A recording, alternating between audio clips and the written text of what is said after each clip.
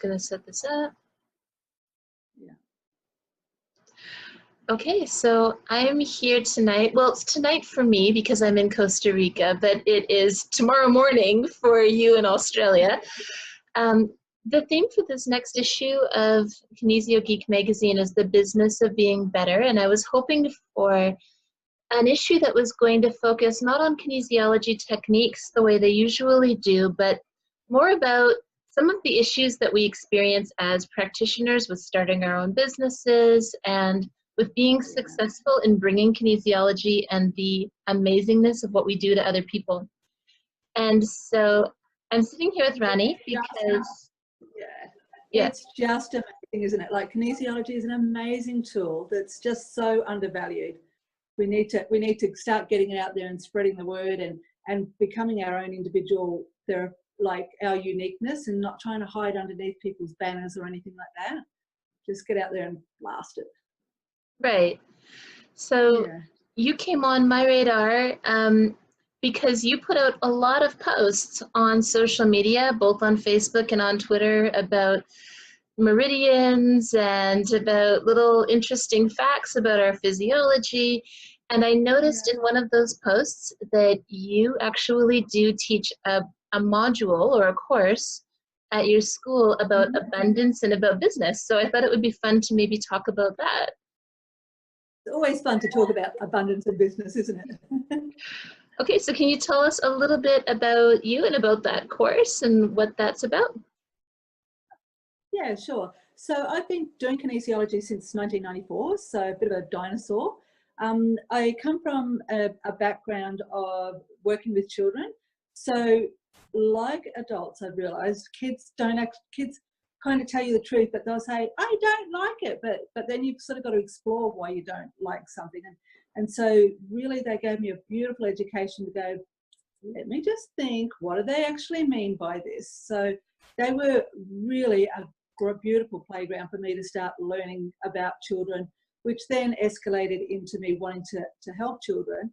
But then I found, more importantly, that if you help the mums, you actually help the kids, because the mums are always the hub. So I started really early in my kinesiology field to start looking at educating and supporting the mums, and basically telling them that they're doing all right, that they're doing damn good. So my marketing strategies become targeted towards mums. And so as my education developed, I still always wanted to get the mums right. So my avatar client that I use is pretty much females between the age of 35 and maybe 55.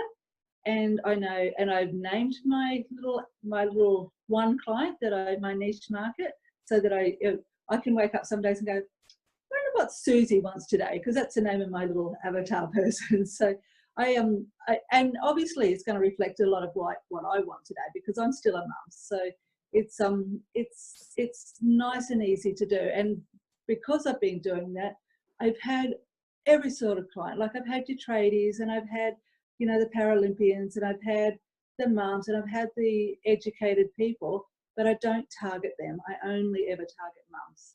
So can I just want to pause you for a quick second, because I think you just touched on something really interesting, and I know what you're talking about when you say your avatar that you're targeting, because I work a lot with marketing and such. But just for somebody who's new to this, who doesn't know what you mean, what do you mean when you say your avatar, Susie? So my avatar, so you need to find somebody. So right away, it's all about, who do I resonate with, or who do you as the practitioner resonate with? Because that's the important part. It'd be useless me going and promote, I don't know, unhealthy living, because I'm not into unhealthy living. So I don't care about them. I don't want to do them. So my avatar, or my perfect client, is going to be someone that I can talk to and I can resonate with. So don't try and create something that you think is going to get you money, because it's not what's going to get you money. It's what you're passionate about, what you're drawn to, what you always enjoy doing. So an avatar is like, for me, I know my client is going to be between 35 and 55. I know she's a female. I know she has 2 children. I know she has a house. She's not renting. She's average to above average income. I know she's motivated with fitness and sport. It's just everything about her. I know she goes on holidays. I know she goes for a week or so. I know she's very interested in her children's education as well as their children's well-being. I know she's not a huge gossiper that wants to go out and try a little bit of everything. I know she's very dedicated to a cause. So that's what I mean by having an avatar client. Well, see, that explains why I found your stuff, because I fall into that age range, and I have the 3 kids, and I have my house, so now I understand. Yeah, I got you. Yeah, I'm here. And yeah. So that's perfect marketing. And I don't try and hard sell ever. I'm just trying to make you the princess warrior that you are. Like, hey, mums, we can do this. If we just clear a little bit of this, we can do this. So I'm always I very, very consciously chose that I would never market something that's wrong. I would always market a goal achievement. So I don't really market sick and tired, got colds all the time. I market, do you want to be that superhero that can go and jump fences? So pick your blend and then stick to it always, and then stick to your marketing style as always being the same. Sorry, I'm muting myself when I'm not talking because it has started to pour rain. So I'm hiding in my little cave, and I'm trying to make sure it doesn't pick up too much extra noise. Yeah, it's not too bad. Okay, so I feel like we understand a little bit about you then and your background and about marketing. So how does the abundance class feed into that? Is that about marketing, or is that about changing your relationship with money, or what is that about? It's everything. It's so exciting. It's about, so it's for kinesiologists. My book is, I've got a business plan mapped out. So your SWOT, your strengths, your weaknesses, opportunities, threats, your marketing behind the scenes, your clients, and all that sort of thing. But more importantly, is within the kinesiology, I muscle test for always, is it a physical problem, mental, emotional, spiritual, or nutritional? I always bring everything underneath those 5 categories. So I have written an entire book. So my strengths, for example, would be your strengths in your physical, your mental, your emotional, your spiritual, and nutritional. So underneath each of those categories, I also have all the questions that need to be asked. So in my workshop, we're muscle testing and correcting those stresses that we have, but then you can also use that same book for like I've got clients that come into me for business planning, and I've got the entire thing already written down in .4. And I did years of research, like way too much research on it. And I feel like every question in there is I'm asking the person, have you done this? Are you doing this? So in my 5-day workshop, you're doing a massive amount of clearing on your own issues in relation to money and abundance, and really setting your mind to what you're trying to achieve. Because I've had clients who are like, I want to make $100,000 a year because kinesiology brings you good money. It's kind of like, then you have to swipe them over and go, you know what, what's your motivator? Who do you want to attract? So really, I think you're going to be successful when you're not money motivated, because money is the sidekick from doing something that you're good at and that you love. Did that answer the question? Yeah, that's brilliant. I think we're on the same page with a lot of things, which is nice. Yeah. So in your experience then, in working with people as they're kind of getting started, what's the biggest mistake that you think kinesiology practitioners make when they start up their businesses? Yeah. Not believing in themselves is the absolute number one. Kinesiology is simply learning how to muscle test. Every other course you do past that builds on it. But if you're not confident in muscle testing, then just keep practice. So that's the lack of confidence. And then we always try and fall underneath, like, oh, we're kind of like a doctor, or we're kind of like this. It's like, cut it out. Like, we're kind of amazing kinesiologists. We need to say, okay, the doctors have done this. I hear what you're saying. let me start again and let me ask your body what it's doing. And like sit really, really proud and really tall being able to do that, because we've got an amazing tool. Yeah. The other thing is we're not very good at asking for help, I think would be another problem that we have. We kind of feel like, you know, if we don't get it all together straight away, then maybe we're the only ones that are left out. And I know, like, I was helping someone yesterday with marketing, and that they kept trying to promote themselves all the time. But you've got to teach people, you've got to promote to people what the person wants, not about how wonderful we are. So that's the other thing, like people try and put in too much too quickly, instead of picking their cute little niche market and building on, like, my Princess Warrior's strengths, instead of going, oh, I can do this, and I can help with migraines, and I can help with learning, and I can help with all of these different things. It's, of course we can, like all kinesiologists can, but that's saying how wonderful I am, and that gets boring. Okay, so do you think that, I mean, a lot of the things that you're saying, to me, a lot of those sound like issues that anybody would have in business.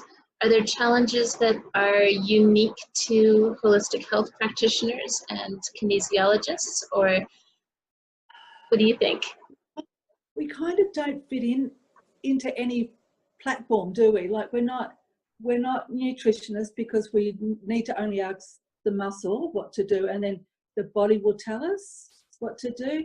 We're not doctors, because we haven't got that education, and we only heal with energy. So it's like, we just need to stand proud and know that we've got an amazing tool that can help us, and a million other people. Actually, my first intro into kinesiology was, my son at the time was about 4 years old, always getting really sore ears. I knew I could go to a homeopath and a naturopath, and they would, like, literally drain the ear canal out. Great, it worked, it was amazing, but it didn't fix the problem. And so one Sunday, I think it was a Mother's Day, actually, one Sunday I went to this really small festival, saw someone doing kinesiology. My son jumped up on the table at 4 years old, and it was like 3 minutes. And it was like, ooh, right-hand side of the ear doesn't want to hear something from a male. And I'm like, oh my gosh, that's amazing. But it was actually just, it was, and my son at that age says, Daddy laughs at me all the time when I do things. And that offended him. That's crazy. He's never had an earache since. And so my whole thing was like, oh my God, I actually want to do this for a living. If I can help people that easily. Now, you know, years down the track, I actually do understand that every part of your body has a metaphysical reason. Surprise. So now it's trying to be grounded enough, as well as spiritual enough, to bring it into a language that my Susie, my avatar between 35 and 55, understands. And you can make profound changes quickly, whereas I don't know any other profession that can make changes as quickly as a kinesiologist. On how many practitioners have you met that have a story just like that, right? Where it's, yeah. I mean, honestly, the number of fantastic practitioners I know who got into this because their kid had some issue that they could not get a handle on. Yeah. And if we could get every single mother, because every single mum has a story. If we could get every single mum learning the very basics of muscle testing to be able to help their child in the moment, on the day, like, that would be a dream come true. My job would be done. So following in that line then, because I mean, that was the original goal when John Thies started teaching Touch for Health, right? Was like, every street, every neighborhood, there should be people doing Touch for Health, someone in every household doing Touch for Health. Yes, absolutely. So how, in your opinion, how can we actually make what we do more visible? Because that's something that people ask me about a lot. And how do we get it out there? So my first 7 years of doing kinesiology, every single Thursday for a couple of hours in the afternoon, I went and did allergy testing at a health food shop. Really basic. I had, a set of a few foods that I could say, do not eat wheat bix, or do not eat, I can't say Vegemite because we're in Australia and Vegemite's huge, but do not eat, you know, wheat or gluten. Like I had to get, or like I'd have a piece of bread and go, oh, look at this, bread is affecting you here and here and here. And so I spent 7 years doing free basic allergy testing in front of a health food shop. Then I would say to them, look, for an extra $10, I can find out what organ it's relating to, and then you can go home with this. And I wrote out a little simple formula like drink water, go outside, breathe in fresh air, like, and I gave them a pamphlet with my name on it. Now I did that about 18 years ago. I still today have people coming up to me going, I remember you from the health food shop. So get yourself out in the market, get yourself out somewhere publicly, and my advice is to do little 10-minute ones, so that if you muck it up, it's like, oh, too scary, that was too hard, stop, start again, instead of setting yourself up for an hour's treatment. So I would say markets or health food shops or school fates or somewhere that gives you the experience to learn a lot of people really quickly in short, succinct sessions. Yeah. Oh, that's great. And yeah, when we give it away in little bits, I think that it does. I mean, I've had the same experience because I've done demos in health food stores and at shows and all of that, right? And you get people, and often what I have always found is that often it's not the person I work on that comes in, but they end up telling their sister and cousin and friend. And yeah, exactly. So we're only, as therapists, only wanting to work with the innovator. Like if we get the people that are the talkers and the sharers, they'll do the rest of the work for us. But we've got to find our own magic in it. Like I'm not particularly good at doing video clips, or I can do social media okay, but I'm not, like newsletters I'm really hopeless at, because I'm too passionate, like I'm chasing different things all the time. And if I was to tell my story every single time, you'd be getting new letters like every day. And so for me, I find that working on social media and just saying how I feel at the moment is easier for me. And the you know, what do you call it? Talking on your feet type of thing works well. Mm-hmm. Yeah. Well, I was going to ask you then about if you had any ideas for 3 things that people could do, like right now, that would be actionable to help grow their own business. And I feel like you just kind of gave me 3 there, right? Like, be better at talking on your feet and answering questions, and talking about what you do, and put on social media what you're doing, and also being able to go out into stores and things and demonstrate what you're actually doing. Any others that you would like to throw in there as well? For me, I like getting a mentor, and I listen more than I talk. So, well, maybe that's kind of not true, but I'm always listening to people and running it through the radar before I jabber on. Like I want to understand what they're actually saying, which is what the kids taught me when I was doing daycare. It's like, because they wouldn't sit down and go, let's talk about this over a cup of tea, Ranee. It was more like, I don't like, or I want this, and so I had to then start to learn to play with a different way of saying it and change my love language. Like are they asking for a cuddle, or are they asking for quality time? Like learning how to understand what the person's saying without it being a full-on therapy session. So I think always stay open is a really good motto. Like stay open, be prepared to learn all the time. A good day is when you learn something new. Yeah. So when you said before that you did a ton of research in putting together your stuff about abundance and about business, any resources other than your own workshop, of course, that you would recommend for people who are interested in pursuing this or finding out more? Yeah, good question. I really like listening to podcasts, because I can do them on the go. Like I can be driving somewhere and then also get some sort of education. I don't like listening to radios. I also love apps. And one of the apps that I really like working with clients with is Visible Body. So if something's out in their body, like I'll get that app and show them and say, it's exactly in this place that's holding exactly this emotion, which is causing this negative belief system. So when people get a good visual of it, they're like, oh my gosh.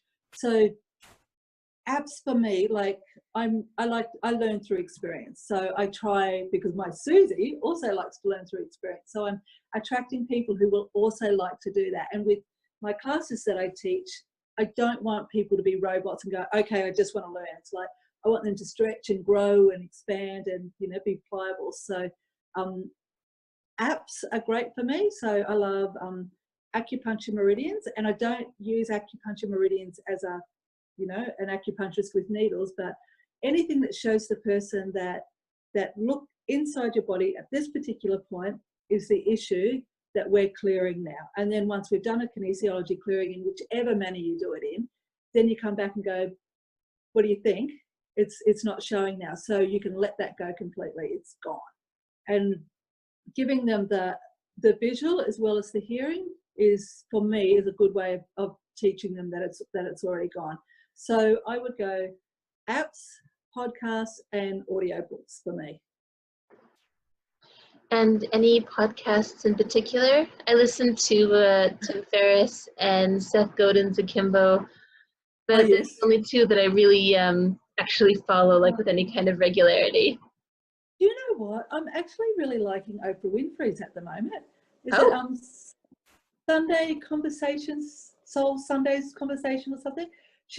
I like her because she's just half an hour, so that pretty much gets me from here to where I'm going. I also like podcasts because you can change the speed. So, yeah, you know, the rubbish part is like, and then we go back to 1.5 speed. I like Up for a Chat is good as well, which is more about health and nutrition. Yeah, the Wellness Couch, but I blitz in and out of them. So yeah, for me at the moment, it's Oprah's one. Okay. Yeah. And any resources that particularly focus on being successful in business or in marketing that you think would be good for other holistic practitioners, especially people just getting started? Be a nice person. Listen, like, be genuine in what you're actually trying to achieve, not just look at a dollar value or a time value or something. It's just be nice. Like, and if someone's in need and you don't need to do therapy on them, send them love. Like, you know, it's not meant to be hard. Kinesiology is meant to be a fun modality. Yeah. Oh, I couldn't agree more. I'm seeing a new slogan: Kinesiology, don't be a jerk. There you go. Yeah. Like, it's right. Yeah. Yeah. Okay. Because I think as a client, what a lot of people do is as soon as they know that you're a kinesiologist or an intuitive or a medium or anything that's woo-woo, they're like, oh my God, I don't want you to know me in case you get inside my head. But if you can, like for me, I'm very much, it's switched off or it's switched on. Like I don't go into that intuitive state. And like what you are and like what a lot of other people are, you don't walk around and go, I see your problem, I see your problem. So yeah, well, sometimes you do, but yeah. You know, I had lunch today with a friend who has been in as a client recently here in Costa Rica. And she referred to something and she was like, said, oh, well, I don't know, tell me about that. And she's like, I was telling you all about that last week when I was in. I'm like, no, that's office me. Office me is a totally different person. I don't bring that stuff out here. No. And to be honest, I forget. Like, I forget so much because it's like you're 100% there. And that's the other thing I tell my students. It's like you give them 100% for the whole time that they're there, no more and no less. So when they're gone, don't give it to them because you've done enough. Like what you've done is good enough. So also one of the other things that I teach all of my students to do is to do a really thorough balance on themselves about, I'll only attract the clients that I can help. So for me, again, that says that I will get enough money because I'm attracting the clients that I will help. but I'm also not going to get someone that's going to time waste me, and I'm also not going to get someone that gossips about me in a negative way. So yeah, so I will always say to my clients, I've got no idea what you're talking about. And, you know, and I'll go, and how did that go? Have we helped you with that? So I always let them lead the way. And as a kinesiologist, we're seeing people generally at their worst. So who wants to really hold on to their bad stuff? Like, otherwise we'd have burnout. And that's another important thing that us as kinesiologists need to do, is know how to look after ourselves so we don't burn out. Well, I know that that's not something I had asked you about before, but do you have any particularly good tips for how to stay grounded, how to not take on people's stuff, how to keep yourself from burning out? Any ideas? Always outdoors, fresh air, breathe properly. I do yoga, so some sort of meditative experience. For me, it's gardening, yoga, and we've got a spa and we've got beaches next to us. So anything that gets me out.